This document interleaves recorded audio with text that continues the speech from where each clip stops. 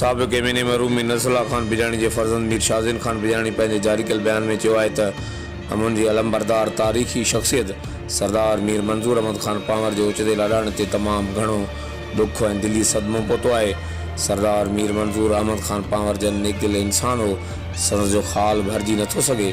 सरदार मीर मंज़ूर अहमद ख़ान पांवर जन पंहिंजी ज़िंदगी अवाम जी भलाई ऐं ख़ल्क़े ख़ुदा जी ख़िदमत लाइ वक़फ़ करे छॾी हुई। सरदार मीर मंज़ूर अहमद ख़ान पांवर खे हमेशह बेहतर किरदार जे करे दिलनि में यादि रखियो वेंदो। संदसि जूं अवाम ऐं इंसानियत लाइ कयल ख़िदमतूं असांजे मुस्तक़बिल में रहनुमाई कंदियूं रहंदियूं। मीर शाज़िन ख़ान बिजाणी चयो त रब पाक खां दुआगू आहियां त मरूम जी मग़फ़िरत फ़रमाए ऐं वारसनि खे सिबरे जमील अता फ़रमाए।